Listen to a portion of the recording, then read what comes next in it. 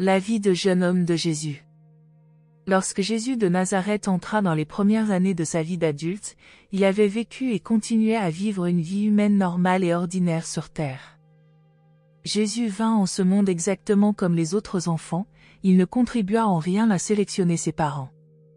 Il avait bien choisi Urantia comme planète pour effectuer sa 7e et dernière effusion, son incarnation dans la similitude de la chair mortelle, mais, cela mis à part, il vint au monde d'une façon naturelle, grandissant comme un enfant du royaume et luttant contre les vicissitudes de son environnement tout comme le font les autres mortels sur ce monde et les mondes similaires. Il y a lieu de garder toujours présent en mémoire que l'effusion de Michael sur Urantia avait un double but. 1. Maîtriser l'expérience de vivre la vie complète d'une créature humaine dans la chair mortelle, et parachever sa souveraineté dans Ébadon. 2. Révéler le Père universel aux habitants mortels des mondes du temps et de l'espace, et amener plus efficacement ces mêmes mortels à mieux comprendre le Père universel. Tous les autres bienfaits envers les créatures, et les avantages universels de son effusion mortelle, étaient fortuits et secondaires par rapport à ses buts majeurs. 1. La 21e année, en 15. En atteignant l'âge adulte, Jésus entreprit sérieusement et en pleine conscience de soi de parachever expérientiellement sa connaissance de la vie des formes les plus humbles de ces créatures intelligentes. Il acquérait ainsi définitivement et pleinement le droit de gouverner sans réserve l'univers qu'il avait lui-même créé. Il aborda cette tâche prodigieuse en pleine connaissance de sa double nature, mais il avait déjà efficacement conjugué ces deux natures en une seule, Jésus de Nazareth. Joshua ben Joseph savait très bien qu'il était un homme mortel né d'une femme. Cela ressort du choix de sa première appellation, le Fils de l'homme. Il partageait vraiment votre nature de chair et de sang. Et même maintenant qu'il préside avec une autorité souveraine aux destinées d'un univers, il porte encore, parmi ses nombreux titres bien gagnés, celui de Fils de l'homme. Il est littéralement vrai que le Verbe créateur, le Fils créateur, du Père universel fut, fait chair et habita Urantia comme un homme du royaume. Il travaillait, se fatiguait, se reposait et dormait. Il eut faim et satisfit son appétit avec des aliments, il eut soif et étancha sa soif avec de l'eau. Il expérimenta toute la gamme des sentiments et des émotions humaines, il fut éprouvé en toutes choses comme vous l'êtes vous-même, il souffrit et mourut. Il obtint des connaissances, acquit de l'expérience et les conjugua en sagesse, tout comme le font d'autres mortels du royaume. Jusqu'après son baptême, il n'y usa d'aucun pouvoir surnaturel. Il n'employa aucune faculté autre que celle dont il était doué en tant que fils de Joseph et de Marie. Quant aux attributs de son existence préhumaine, il s'en dépouilla. Avant le début de son œuvre publique, sa connaissance des hommes et des événements était entièrement autolimitée. Il était véritablement un homme parmi les hommes. Les paroles suivantes sont à jamais et glorieusement vraies. Nous avons un grand dirigeant qui peut être touché par le sentiment de nos faiblesses. Nous avons un souverain qui fut, à tous égards, éprouvé et tenté comme nous le sommes, sans toutefois pécher. Puisqu'il a lui-même souffert, ayant été éprouvé et tenté, il est éminemment apte à comprendre et à aider les égarés et les affligés. Le charpentier de Nazareth comprenait maintenant pleinement le travail qu'il attendait, mais il choisit de laisser sa vie humaine suivre son cours naturel. En certaines de ces matières, il est vraiment un exemple pour ces créatures humaines. Comme les Écritures le rappellent, ayez en vous le mental qui était dans le Christ Jésus lequel, étant de la nature de Dieu, ne trouvait pas étrange d'être égal à Dieu. Cependant, il se donna peu d'importance, revêtant la forme d'une créature, il naquit dans la similitude des hommes. Ayant été ainsi façonné comme un homme, il s'humilia et devint obéissant jusqu'à la mort, même à la mort sur la croix. Il vécut sa vie de mortel exactement comme tous les membres de la famille humaine peuvent vivre la leur, lui qui, dans les jours de son incarnation, adressa si souvent des prières et des supplications, avec une grande émotion et des larmes, à celui qui est capable de sauver de tout mal, et ses prières furent efficaces, parce qu'il croyait. C'est pourquoi il lui fallait à tous égards être rendu semblable à ses frères, de sorte qu'ils deviennent pour eux un souverain miséricordieux et compréhensif. Il ne douta jamais de sa nature humaine, c'était l'évidence même, et il en avait toujours conscience. Quant à sa nature divine, il y avait toujours place pour le doute et les hypothèses, tout au moins cela resta vrai jusqu'à l'événement survenu lors de son baptême. L'autoconscience de sa divinité fut une lente révélation, du point de vue humain, une révélation évoluant naturellement. Cette révélation et cette autoconscience de sa divinité commencèrent à Jérusalem, alors que Jésus n'avait pas tout à fait 13 ans, avec le premier événement surnaturel de son existence humaine. L'expérience de la réalisation de cette autoconscience de sa nature divine se paracheva à l'époque de sa deuxième expérience surnaturelle pendant son incarnation. Cet événement qui accompagna son baptême par Jean dans le Jourdain, événement qui marqua le commencement de sa carrière publique de ministère et d'enseignement. Entre les deux visitations célestes, l'une à sa 13e année et l'autre à son baptême, il ne se passa rien de surnaturel ni de suprahumain dans la vie de ce Fils créateur incarné. Malgré cela, l'enfant de Bethléem, le jeune garçon, le jeune homme et l'homme de Nazareth étaient en réalité le créateur incarné d'un univers, mais pas une fois, au cours de sa vie humaine avant le jour où Jean le baptisa, il n'eut si peu que ce soit, de ce pouvoir ni ne suivit les directives de personnalité céleste, sauf celle de son gardien séraphique. Nous, qui en témoignons, nous savons de quoi nous parlons. Cependant, durant toutes ces années de vie incarnée, il était vraiment divin. Il était effectivement un fils créateur du Père du paradis. Une fois qu'il eut embrassé sa carrière publique, après avoir techniquement parachevé l'expérience purement mortelle lui permettant d'acquérir sa souveraineté, il n'hésita pas à admettre publiquement qu'il était le Fils de Dieu.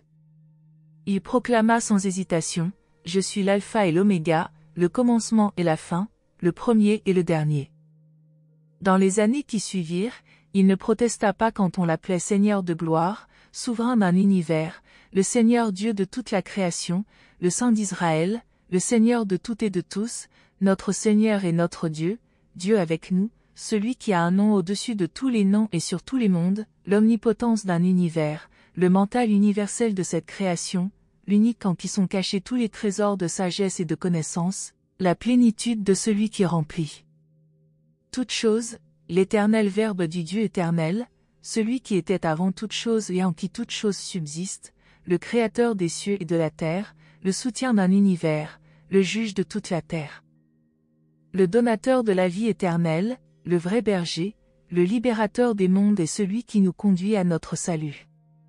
Il ne fit d'objection à aucun de ces titres quand ils lui furent appliqués après qu'il eut émergé de sa vie purement humaine pour entrer dans les années d'adulte, où il avait conscience de son ministère de divinité dans l'humanité, pour l'humanité et par rapport à l'humanité, dans ce monde et pour tous les autres mondes. Jésus ne protesta que contre une seule appellation. Quand, une fois, on le dénomma Emmanuel, il répondit simplement, « Je ne suis pas Emmanuel, il est mon frère aîné. » Toujours, et même après que les horizons de sa vie terrestre se furent élargis, Jésus resta humblement soumis à la volonté du Père qui est aux cieux. Après son baptême, il ne vit aucun inconvénient à permettre à ceux qui croyaient sincèrement en lui et à ceux qui le suivaient avec gratitude, de l'adorer. Même quand il luttait contre la pauvreté et travaillait de ses mains pour subvenir aux besoins vitaux de sa famille, il prenait de plus en plus conscience d'être un fils de Dieu, il savait qu'il était le créateur des cieux et de cette terre même sur laquelle il vivait maintenant son existence humaine. Dans tout le vaste univers qu'il observait, les légions d'êtres célestes savaient également que cet homme de Nazareth était leur souverain bien-aimé et créateur Père. Durant toutes ces années, l'univers de Nébadon vécut dans une profonde expectative. Tous les regards célestes convergeaient continuellement sur Urantia, sur la Palestine. Cette année-là, Jésus se rendit à Jérusalem avec Joseph pour célébrer la Pâque. Ayant déjà emmené Jacques au temple pour la consécration, il estimait de son devoir d'y conduire aussi Joseph. Jésus ne témoignait jamais d'aucune partialité dans ses rapports avec sa famille. Il alla avec Joseph à Jérusalem par la route habituelle de la vallée du Jourdain, mais revint à Nazareth par la route qui traversa Mathus à l'est du Jourdain. En descendant le Jourdain, Jésus raconta à Joseph l'histoire des Juifs, pendant le voyage de retour et lui parla des aventures des légendaires tribus de Ruben, Gad et Giléad qui, suivant la tradition, habitaient ces régions à l'est du fleuve. Joseph posa à Jésus de multiples questions tendancieuses concernant la mission de sa vie, mais, à la plupart d'entre elles, Jésus se borna à répondre, « Mon heure n'est pas encore venue. » Au cours de ces entretiens intimes, Jésus laissa cependant échapper beaucoup de paroles dont Joseph se souvint pendant les événements émouvants des années suivantes. Accompagné de Joseph, Jésus passa la Pâque avec ses 3 amis de Béthanie, selon son habitude quand il était à Jérusalem pour assister à ces fêtes commémoratives. 2. La 22e année, en 16. Ce fut une des années durant lesquelles les frères et sœurs de Jésus affrontèrent les épreuves et tribulations propres aux problèmes et aux réadaptations de l'adolescence. Jésus avait maintenant des frères et sœurs d'âge échelonné entre 7 et 18 ans, et avait fort à faire pour les aider à s'adapter aux nouveaux éveils de leur vie intellectuelle et émotionnelle. Il dut ainsi s'attaquer aux problèmes de l'adolescence à mesure qu'ils se présentaient dans la vie de ses jeunes frères et sœurs. Cette année-là, Simon sortit diplômé de l'école et commença à travailler avec le tailleur de Pierre Jacob, l'ancien compagnon de jeu et fidèle défenseur de Jésus. À la suite de plusieurs entretiens familiaux, on estima inopportun que tous les garçons deviennent charpentiers. On pensait que, s'ils adoptaient des métiers différents, ils seraient en mesure d'accepter des contrats pour construire entièrement des édifices. De plus, ils avaient subi des périodes de chômage depuis que 3 d'entre eux travaillaient à temps complet comme charpentiers. Durant cette année, Jésus continua à faire des travaux de finition de maisons et d'ébénisterie, mais il passa la majeure partie de son temps à l'atelier de réparation du caravansérail. Jacques commençait à alterner avec lui au service de l'atelier. À la fin de l'année, quand le travail de charpentier vint à manquer à Nazareth, Jésus laissa en charge à Jacques l'atelier de réparation et à Joseph l'établi familial, tandis que lui-même allait à Séphorie chez un forgeron. Il travailla les métaux pendant 6 mois et acquit à l'enclume une habileté considérable. Avant de prendre son nouvel emploi à Séphorie, Jésus tint une de ses conférences familiales périodiques et installa solennellement Jacques, qui venait d'avoir 18 ans, comme chef de famille suppléant. Il promit à son frère un appui chaleureux et une entière coopération, il exigea de la part de chaque membre de la famille la promesse formelle d'obéir à Jacques. À partir de ce jour, Jacques assuma l'entière responsabilité financière du foyer, où Jésus apportait à son frère sa contribution hebdomadaire. Jamais plus Jésus ne reprit les rênes des mains de Jacques. Pendant qu'il travaillait à Séphorie, il aurait pu, en cas de besoin, rentrer chaque soir à la maison, mais il resta éloigné à dessein, alléguant le temps et d'autres raisons, mais son vrai motif était d'habituer Jacques et Joseph à porter la responsabilité du foyer. Il avait commencé le lent processus de détacher de lui sa famille. Jésus revenait à Nazareth à chaque sabbat, et quelquefois aussi pendant la semaine quand l'occasion l'exigeait, pour observer le fonctionnement du nouveau plan, donner des conseils et apporter d'utiles suggestions. Le fait de vivre la plupart du temps à Séphorie pendant 6 mois offrit à Jésus une nouvelle occasion de mieux connaître le point de vue des gentils sur la vie. Il travailla avec eux, vécut avec eux, de toutes les manières possibles, étudia de près et soigneusement leurs habitudes de vie et leur mentalité. Le niveau moral de cette ville où résidait Hérode Antipas était tellement inférieur, même à celui de Nazareth, carrefour des caravanes, qu'après 6 mois de séjour à Séphorie, Jésus ne répugna plus à trouver un prétexte pour revenir à Nazareth. Le groupe pour lequel il travaillait allait s'engager dans des travaux publics à la fois à Séphorie et dans la nouvelle ville de Tibériade, et Jésus était peu disposé à assumer un emploi quelconque sous la supervision d'Hérode Antipas. D'autres raisons militaient encore, dans l'opinion de Jésus, en faveur de son retour à Nazareth. Quand il revint à l'atelier de réparation, il ne reprit pas personnellement la direction des affaires familiales. Il travailla à l'atelier en association avec Jacques, dans la plus large mesure possible, lui permit de continuer à superviser le foyer. Jacques put ainsi continuer tranquillement la gestion des affaires familiales et l'administration du budget de la maison. Ce fut par de tels plans sages et réfléchis que Jésus prépara son retrait ultérieur de toute participation active aux affaires familiales. Quand Jacques eut 2 années d'expérience comme chef de famille, et 2 années complètes avant qu'il, Jacques, se marie, Joseph fut chargé de gérer les fonds de la maisonnée, et la direction générale du foyer lui fut confiée. 3. La 23e année, en 17. Cette année-là, les embarras financiers de la famille furent un peu moindres, du fait que les aînés étaient 4 à travailler. Myriam faisait de bons profits sur la vente du lait et du beurre. Marthe était devenue une habile tisseuse. Plus du tiers du prix d'achat de l'atelier de réparation avait été payé. La situation était telle que Jésus s'arrêta de travailler pendant 3 semaines afin d'emmener Simon à Jérusalem pour la Pâque. Jamais encore, depuis la mort de son père, il n'avait pu quitter aussi longtemps son labeur quotidien. Ils se rendirent à Jérusalem par la Décapole et traversèrent Péla, Gérasa, Philadelphie, Hesbon et Jéricho.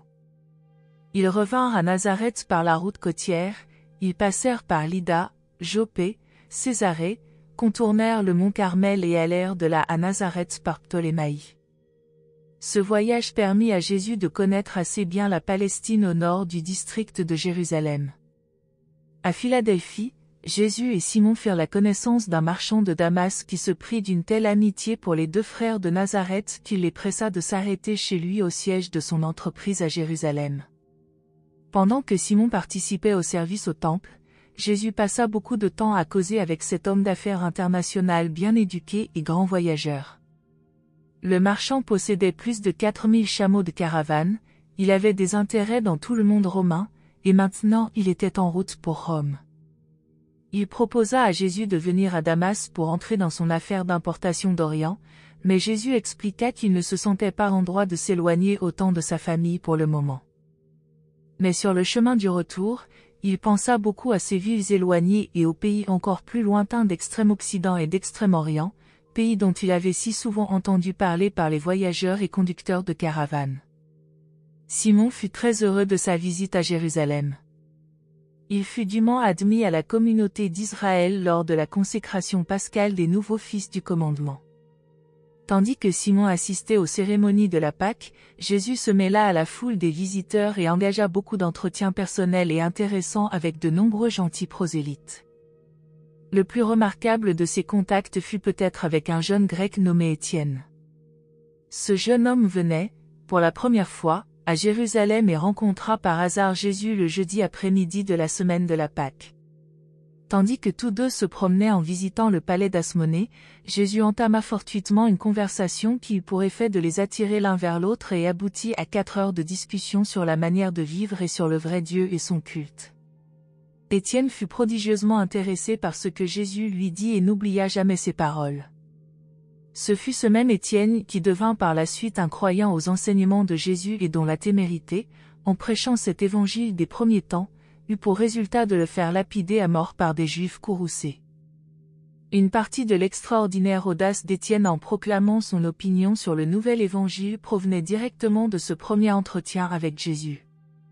Mais Étienne n'eut jamais le moindre soupçon que le Galiléen auquel il avait parlé, une quinzaine d'années auparavant, était précisément le même homme que, plus tard, il proclama sauveur du monde et pour lequel il devait sitôt mourir, devenant ainsi le premier martyr de la nouvelle foi chrétienne naissante. Quand Étienne donna sa vie comme prix de son attaque contre le temple juif et contre ses pratiques traditionnelles, un nommé Saul, citoyen de Tarse, se trouvait là. Quand Saul vit comment le grec pouvait mourir pour sa foi, cela suscita dans son cœur des sentiments qui l'amenèrent finalement à épouser la cause pour laquelle Étienne était mort. Plus tard, Saul devint le dynamique et indomptable Paul, le philosophe, sinon le seul fondateur, de la religion chrétienne. Le dimanche après la semaine de la Pâque, Simon et Jésus repartirent pour Nazareth. Simon n'oublia jamais ce que Jésus lui a appris au cours de ce voyage. Il avait toujours aimé Jésus, mais maintenant il sentait qu'il commençait à connaître son frère-père. Ils eurent beaucoup de conversations à cœur ouvert pendant qu'ils traversaient le pays et préparaient leur repas au bord de la route. Ils arrivèrent à la maison le jeudi à midi, et Simon tint sa famille éveillée tard ce soir-là en racontant ses expériences. Marie fut bouleversée quand Simon lui rapporta que Jésus avait passé la majeure partie de son temps à Jérusalem, à converser avec les étrangers, spécialement avec ceux des pays lointains. La famille de Jésus ne put jamais comprendre le grand intérêt qu'il portait aux gens, son besoin de s'entretenir avec eux, de connaître leur mode de vie et de découvrir ce qu'ils pensaient. La famille de Nazareth était de plus en plus absorbée par ses problèmes immédiats et humains. On ne faisait pas fréquemment allusion à la future mission de Jésus, et lui-même parlait très rarement de son avenir. Sa mère ne se remémorait pas souvent qu'il était un enfant de la promesse. Elle abandonnait lentement l'idée que Jésus devait remplir sur terre une mission divine.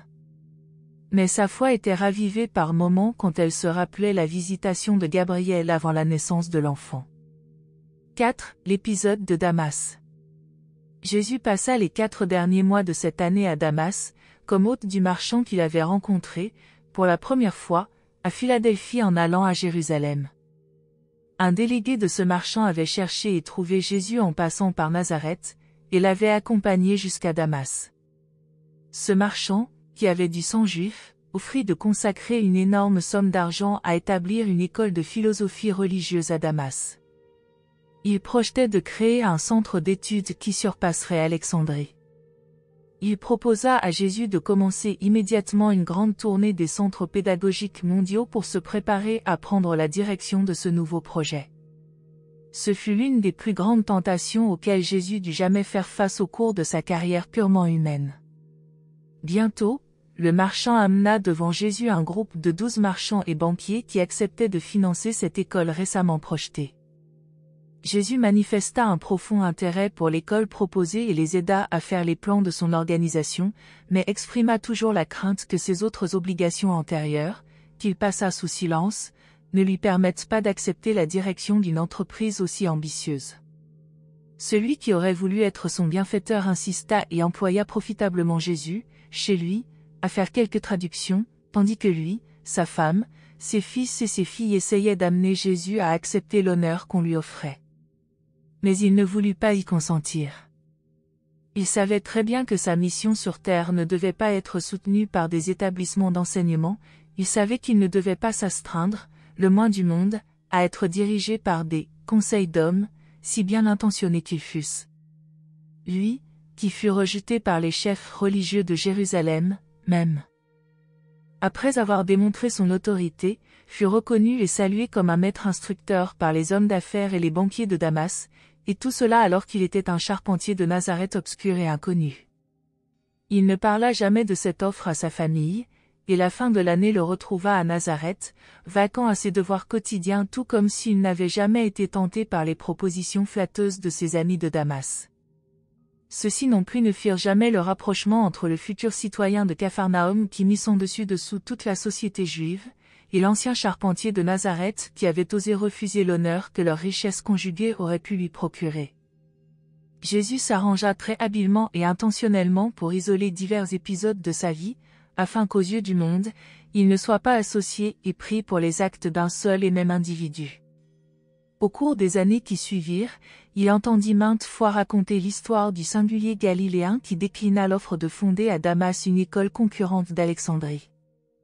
Un début que Jésus considérait en cherchant à isoler certaines particularités de son expérience terrestre était d'éviter que ne s'échafaude l'histoire d'une vie si variée et spectaculaire que les futures générations seraient amenées à vénérer le Maître au lieu de se plier à la vérité qu'il avait vécue et enseignée.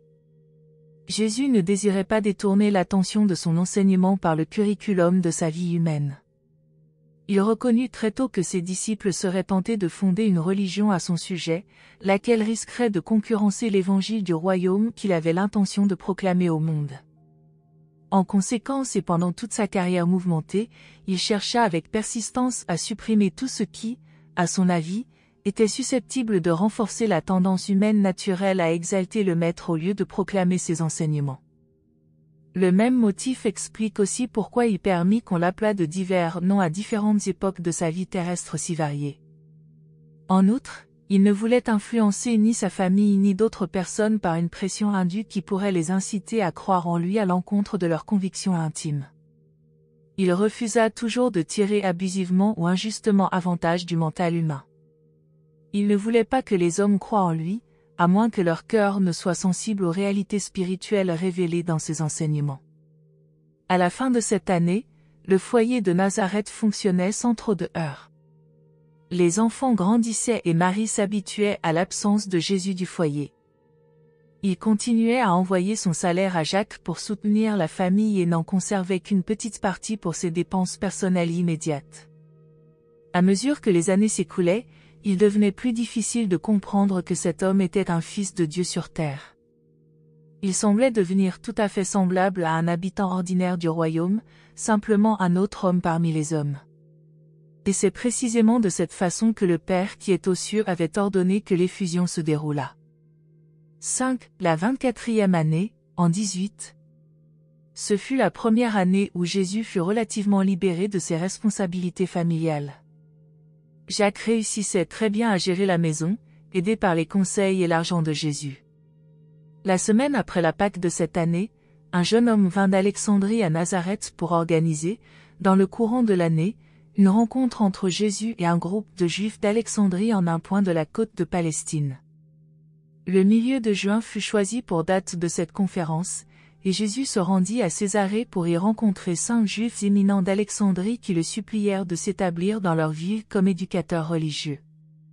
Pour l'inciter à accepter, ils lui offrirent, pour commencer, le poste d'assistant du chazan dans leur principale synagogue. Les porte-paroles de ce comité expliquèrent à Jésus qu'Alexandrie était destinée à devenir le centre principal de la culture juive pour le monde entier, et que la tendance hellénistique des affaires juives avait en fait dépassé l'école de pensée babylonienne. Ils rappelèrent à Jésus les inquiétants grondements de rébellion à Jérusalem et dans toute la Palestine, et l'assurèrent que tout soulèvement des Juifs palestiniens équivaudrait à un suicide national, que la main de fer de Rome écraserait la rébellion en 3 mois, que Jérusalem serait détruite et le temple démoli au point qu'il n'en resterait pas pierre sur pierre. Jésus écouta tout ce qu'ils avaient à dire et les remercia de leur confiance. En déclinant leur offre d'aller à Alexandrie, il leur dit en substance, « Mon heure n'est pas encore venue. » Ils furent confondus par son apparente indifférence à l'honneur qu'ils avaient pensé lui conférer. Avant de prendre congé de Jésus, ils lui offrirent une bourse comme marque d'estime de ses amis d'Alexandrie et comme compensation pour le temps et les dépenses de sa venue à Césarée pour conférer avec eux. Mais il refusa également l'argent en disant, « La maison de Joseph n'a jamais reçu l'aumône, et nous ne pouvons manger le pain d'autrui tant que j'ai de bons bras et que mes frères peuvent travailler. » Ses amis d'Égypte firent voile pour rentrer chez eux. Quelques années plus tard, quand ils entendirent parler du constructeur de bateaux de Capharnaüm qui créait un tel ébranlement en Palestine, peu d'entre eux soupçonnèrent qu'il était le bébé de Bethléem devenu adulte, et le même Galiléen au comportement étrange qui avait décliné d'une manière si désinvolte leur invitation à devenir un grand éducateur à Alexandrie. Jésus retourna à Nazareth. Le reste de l'année fut le semestre le moins mouvementé de toute sa carrière. Il fut heureux de ce répit temporaire dans le programme habituel des problèmes à résoudre et des difficultés à vaincre. Il communia beaucoup avec son Père qui est aux cieux et fit d'immenses progrès dans la maîtrise de son mental humain. Mais les affaires des hommes dans les mondes du temps et de l'espace ne se passent pas longtemps sans heurts. En décembre, Jacques eut une conversation privée avec Jésus, expliquant qu'il était fort épris d'Esta, une jeune fille de Nazareth, et que tous deux souhaitaient se marier bientôt si cela pouvait s'arranger. Il attira l'attention sur le fait que Joseph allait prochainement avoir 18 ans et que cela serait pour lui une bonne expérience d'avoir l'occasion de servir comme remplaçant du chef de famille. Jésus consentit que Jacques se marie 2 ans plus tard, pourvu qu'entre-temps il ait convenablement entraîné Joseph à assurer la direction du foyer. Ensuite les événements se précipitèrent, le mariage était dans l'air. Le succès de Jacques obtenant le consentement de Jésus à son mariage enhardit Myriam à entretenir son frère-père de ses projets. Jacob, le jeune maçon qui s'était jadis fait le champion de Jésus et qui était maintenant associé aux affaires de Jacques et de Joseph, avait depuis longtemps cherché à obtenir la main de Myriam. Après qu'elle eut exposé ses plans, Jésus demanda que Jacob vienne le voir et lui demande officiellement la main de Myriam.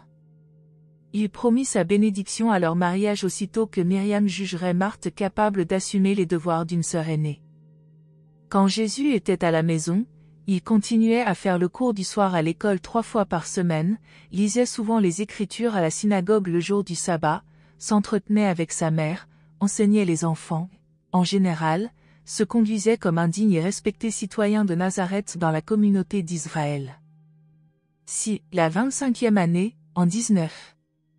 Cette année commença avec toute la famille de Nazareth en bonne santé et vit la fin des scolarités régulières de tous les enfants, à l'exception de certains travaux que Marthe devait faire pour Ruth. Jésus était l'un des spécimens humains les plus robustes et les plus raffinés qui fussent apparus sur Terre depuis l'époque d'Adam. Son développement physique était superbe, son mental était actif, aigu, pénétrant, comparé à la mentalité moyenne de ses contemporains, il avait atteint des proportions gigantesques, et son esprit était en vérité humainement divin. L'état des finances de la famille était le meilleur qu'il eusse connu depuis la liquidation des propriétés de Joseph. Les dernières annuités avaient été payées pour l'atelier de réparation du caravansérail, ils n'avaient plus aucune dette, pour la première fois depuis des années, ils avaient quelque argent devant eux. Dans ces conditions, et puisqu'il avait emmené ses autres frères à Jérusalem pour célébrer leur première Pâque, Jésus décida d'accompagner Jude, qui venait de terminer ses études à l'école de la synagogue, pour sa première visite au temple. Ils se rendirent à Jérusalem par la vallée du Jourdain et revinrent par la même route, parce que Jésus redoutait quelque ennui s'il faisait traverser la Samarie à son jeune frère. Déjà, à Nazareth, Jude s'était plusieurs fois trouvé quelque peu en difficulté à cause de son naturel irréfléchi joint à ses violents sentiments patriotiques. Ils arrivèrent à Jérusalem en temps utile et se trouvaient en chemin pour leur première visite au temple, dont la seule vue avait remué et passionné Jude jusqu'au plus profond de son âme, quand ils rencontrèrent, par hasard, Lazare de Béthanie. Tandis que Jésus causait avec Lazare et cherchait à arranger une célébration de la Pâque en commun, Jude fit naître un incident très sérieux pour eux tous. À proximité d'eux se tenait un garde romain qui tint quelques propos incorrects sur une jeune fille juive qui passait. Jude éclata d'une fougueuse indignation et ne fut pas long à exprimer, directement et à portée d'oreille du soldat, son ressentiment pour une telle inconvenance. Or, les légionnaires romains étaient très sensibles à tout ce qui frisait l'irrévérence chez les Juifs. Le garde mit donc immédiatement Jude en état d'arrestation. C'en était trop pour le jeune patriote. Avant que Jésus ait pu le mettre en garde par un coup d'œil avertisseur, il s'était soulagé par une volubile énonciation de ses sentiments anti-romains refoulés, ce qui fit simplement tout aller de mal en pis. Jude, avec Jésus à ses côtés, fut aussitôt conduit à la prison militaire. Jésus essaya d'obtenir soit un interrogatoire immédiat pour Jude, soit sa libération en temps voulu pour célébrer la Pâque ce soir-là, mais il échoua dans ses tentatives. Puisque le lendemain était un jour de « Sainte Assemblée » à Jérusalem, même les Romains ne se risquaient pas à écouter des accusations contre un Juif. En conséquence, Jude resta incarcéré jusqu'au surlendemain matin de son arrestation et Jésus resta à la prison avec lui. Ils ne furent pas présents dans le temple à la cérémonie où l'on recevait les fils de la loi dans la pleine citoyenneté d'Israël. Jude ne passa par cette cérémonie officielle que plusieurs années après, lors de son séjour suivant à Jérusalem pendant une Pâque et en liaison avec son travail de propagande pour le compte des Zélotes, l'organisation patriotique à laquelle il appartenait et dans laquelle il était très actif. Le matin qui suivit leur second jour en prison, Jésus se présenta devant le magistrat militaire pour le compte de Jude. En offrant des excuses pour la jeunesse de son frère et en donnant des éclaircissements complémentaires, mais judicieux, se rapportant à la nature provocatrice de l'incident qui avait motivé l'arrestation de son frère, Jésus mena l'affaire de telle sorte que le magistrat exprima l'opinion que le jeune juif pouvait avoir quelque excuse valable pour son viol éclat. Après avoir averti Jude de ne plus oser se rendre coupable d'une pareille témérité, le magistrat dit à Jésus en les congédiant, « Tu ferais bien d'avoir l'œil sur le garçon, il est capable d'attirer beaucoup d'ennuis sur vous tous. » Le juge romain disait vrai. Jude causa beaucoup d'ennuis à Jésus, et les ennuis étaient toujours de même nature, échauffourés avec les autorités civiles à cause de ses éclats patriotiques inconsidérés et maladroits. Jésus et Jude rentrèrent à Béthanie pour la nuit, expliquèrent pourquoi ils avaient manqué leur rendez-vous pour le souper de la Pâque et repartirent le lendemain pour Nazareth. Jésus ne parla pas à la famille de l'arrestation de son jeune frère à Jérusalem, mais, 3 semaines après leur retour, il eut un long entretien avec Jude au sujet de cet incident. Après cette conversation avec Jésus, Jude raconta lui-même l'histoire à la famille. Il n'oublia jamais la patience et la longanimité dont son frère-père avait témoigné durant toute cette rude épreuve. Ce fut la dernière Pâque à laquelle Jésus se rendit avec un membre de sa propre famille. De plus en plus, le Fils de l'homme allait relâcher les liens étroits qui l'unissaient à ceux de sa chair et de son sang. Cette année-là, ces périodes de profonde méditation furent souvent interrompues par l'intrusion de Ruth et ses camarades de jeu. Jésus était toujours prêt à remettre à plus tard ses réflexions sur son futur travail pour le monde et l'univers afin de partager la joie enfantine et l'allégresse de ces jeunes, qui ne se lassaient pas de l'entendre raconter les aventures de ses divers voyages à Jérusalem. Ils aimaient aussi beaucoup ses histoires sur les animaux et la nature. Les enfants étaient toujours bienvenus à l'atelier de réparation. Jésus mettait du sable, des blocs de bois et des cailloux à côté de l'atelier, et des bandes de gosses accouraient là pour s'amuser. Quand ils étaient fatigués de leur jeu, les plus intrépides venaient jeter un coup d'œil dans l'atelier, et si le propriétaire n'était pas trop occupé, il s'enhardissait à entrer en disant « Oncle Joshua, sors et raconte-nous une grande histoire ». Alors il le faisait sortir en le tiraillant par la main jusqu'à ce qu'il soit assis sur sa pierre favorite près de l'angle de l'atelier, avec les enfants assis par terre en demi-cercle autour de lui. Combien ce petit monde s'amusait avec l'oncle Joshua. Ils apprenaient à rire, et à rire de bon cœur. Un ou deux des plus petits avaient l'habitude de grimper sur les genoux de Jésus et de s'y asseoir en suivant d'un regard admiratif les expressions de son visage pendant qu'il racontait ses histoires. Les enfants aimaient Jésus, et Jésus aimait les enfants. Il était difficile à ses amis de comprendre l'étendue de ses activités intellectuelles et la manière dont il pouvait si soudainement et si complètement passer des profondes discussions sur la politique, la philosophie et la religion à l'enjouement et à la joyeuse gaieté de ses bambins de 5 à 10 ans. Au fur et à mesure que ses propres frères et sœurs grandissaient, il avait plus de loisirs. Avant la venue au monde de la 3e génération, il prêtait une grande attention à ses tout-petits. Mais il ne vécut pas assez longtemps sur terre pour profiter beaucoup de ses neveux petits-enfants. 7. La 26e année, en vain. Au commencement de cette année, Jésus de Nazareth devint profondément conscient de posséder un pouvoir potentiel très étendu. Il était également tout à fait persuadé que ce pouvoir ne devait pas être employé par sa personnalité en tant que fils de l'homme, tout au moins avant que son heure ne fût venue. À cette époque, il réfléchissait beaucoup sur ses relations avec son Père qui est aux cieux, mais en parlait peu. La conclusion de toutes ces réflexions fut exprimée une fois dans sa prière sur la montagne quand il dit « Indépendamment de qui je suis, ou du pouvoir que je puis ou non exercer, j'ai toujours été et serai toujours soumis à la volonté de mon Père du paradis. » Et cependant, tandis que cet homme circulait dans Nazareth pour aller à son travail et en revenir, il était littéralement vrai, en ce qui concernait un vaste univers, que, en lui étaient cachés tous les trésors de sagesse et de connaissance. Durant toute l'année, les affaires de la famille allèrent bien, sauf pour Jude. Pendant des années, Jacques eut des ennuis avec son plus jeune frère qui n'était pas enclin à se mettre à travailler et sur qui l'on ne pouvait pas compter pour participer aux dépenses de la maison. Il vivait au foyer, mais il mettait peu de conscience à gagner sa part de salaire pour le budget familial. Jésus était un homme de paix. De temps en temps, il était très embarrassé par les exploits belliqueux et les nombreux éclats patriotiques de Jude. Jacques et Joseph étaient d'avis de le mettre à la porte, mais Jésus ne voulut pas y consentir. Quand leur patience avait été rudement mise à l'épreuve, Jésus se bornait à conseiller « Soyez patients, soyez sages dans vos conseils et éloquents dans votre vie, pour que votre jeune frère puisse d'abord connaître le meilleur chemin et ensuite être contraint de vous y suivre. » Le conseil sage et affectueux de Jésus évita une rupture familiale. Ils restèrent unis, mais Jude ne fut ramené à la raison qu'après son mariage. Marie parlait rarement de la future mission de Jésus. Chaque fois que l'on faisait allusion à ce sujet, Jésus répondait seulement « Mon heure n'est pas encore venue ».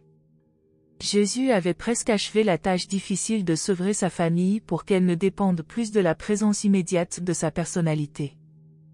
Il se préparait rapidement au jour où il pourrait logiquement quitter la maison de Nazareth et commencer le prélude plus actif de son véritable ministère auprès des hommes. Ne perdez jamais de vue le fait que la première mission essentielle de Jésus dans sa 7e effusion était d'acquérir l'expérience de la créature, aboutissant à la souveraineté sur Nébadon. En recueillant les éléments de cette même expérience, il faisait, à Urantia et à tout l'univers local, la révélation suprême du Père du paradis. Accessoirement à ses desseins, il entreprit aussi de démêler les affaires compliquées d'Urantia dans leur rapport avec la rébellion de Lucifer. Cette année-là, Jésus eut plus de loisirs que d'ordinaire, il consacra beaucoup de temps à apprendre à Jacques à gérer l'atelier de réparation et à Joseph à diriger les affaires de la maison. Marie pressentait qu'il se préparait à les quitter. Les quitter pour aller où? Pour faire quoi? Elle avait à peu près abandonné l'idée que Jésus était le Messie. Elle ne pouvait pas le comprendre, elle ne pouvait tout simplement pas sonder le mystère de son fils aîné. Jésus passa, cette année, une grande partie de son temps, individuellement, avec les divers membres de sa famille. Il les emmenait pour de longues et fréquentes promenades dans les collines ou à travers la campagne. Avant la moisson, il emmena Jude au sud de Nazareth chez son oncle fermier, mais Jude n'y resta pas longtemps après la récolte. Il s'enfuit, et Simon le retrouva plus tard au bord du lac avec les pêcheurs. Quand Simon le ramena à la maison, Jésus fit un tour d'horizon avec le fugueur, puisqu'il voulait être pêcheur, il alla avec lui à Magdala et le confia à un parent, pêcheur de profession. Jude travailla assez bien et régulièrement avec lui depuis ce moment-là, et continua le métier de pêcheur après son mariage. Enfin, le jour était arrivé où tous les frères de Jésus avaient choisi leur carrière et s'y étaient établis. Tout se mettait en place pour le départ de Jésus de la maison. En novembre eut lieu un double mariage. Jacques épousa Esta et Myriam épousa Jacob. Ce fut vraiment une joyeuse occasion. Marie elle-même était de nouveau heureuse, sauf de temps en temps quand elle se rendait compte que Jésus se préparait à partir. Elle souffrait sous le poids d'une grande incertitude. Si seulement Jésus voulait s'asseoir et parler franchement de tout cela avec elle comme au temps où il était un jeune garçon. Mais il demeurait toujours peu communicatif et gardait un profond silence sur l'avenir. Jacques et Esta, son épouse, s'installèrent dans une coquette petite maison de la partie ouest de la ville, cadeau du père de la jeune femme. Jacques continua à soutenir le foyer de sa mère, mais sa quote-part fut réduite de moitié à cause de son mariage. Joseph fut officiellement installé par Jésus comme chef de famille, Jude envoyait maintenant très fidèlement sa contribution mensuelle à la maison. Les mariages de Jacques et de Myriam eurent sur Jude une influence très heureuse. Quand il repartit pour la pêcherie, le lendemain du double mariage, il assura à Joseph qu'il pouvait compter sur lui, pour faire tout mon devoir et davantage si besoin était. Et il tint sa promesse. Myriam vivait dans la maison de Jacob, contiguë à celle de Marie, car Jacob père avait été enseveli avec ses ancêtres. À la maison, Marthe prit la place de Myriam, et la nouvelle organisation fonctionna sans heurts dès avant la fin de l'année. Le lendemain de ce double mariage, Jésus eut un entretien important avec Jacques. Il lui raconta en confidence qu'il se préparait à quitter la maison. Il fit don à Jacques de la pleine propriété de l'atelier de réparation. Il abdiqua officiellement et solennellement sa position de chef de la famille de Joseph, et il établit, de la manière la plus touchante, son frère Jacques comme chef et protecteur de la maison de mon père. Il rédigea un accord secret avec Jacques, qu'ils signèrent tous les deux et dans lequel il était stipulé qu'en compensation du don de l'atelier de réparation, Jacques assumerait désormais l'entière responsabilité financière de la famille et déchargerait ainsi Jésus de toute obligation ultérieure en ces matières. Après avoir signé le contrat et arrangé le budget de telle sorte que la famille puisse réellement faire face à ses dépenses sans aucune contribution de Jésus, ce dernier dit à Jacques, « Mon fils, je continuerai cependant à t'envoyer quelque chose chaque mois jusqu'à ce que mon heure soit venue, mais tu emploieras ce que je t'enverrai selon les nécessités du moment. Dépense mes fonds pour les besoins ou les plaisirs de la famille comme tu le jugeras bon. Utilise-les en cas de maladie ou pour faire face aux incidents imprévus qui pourraient survenir à un membre quelconque de la famille. » C'est ainsi que Jésus se prépara à aborder la deuxième phase de sa vie d'adulte où, détaché des siens, il n'a pas encore commencé à s'occuper publiquement des affaires de son Père. Merci de nous avoir rejoints aujourd'hui, et je vous retrouve bientôt pour une nouvelle exploration passionnante. Restez curieux.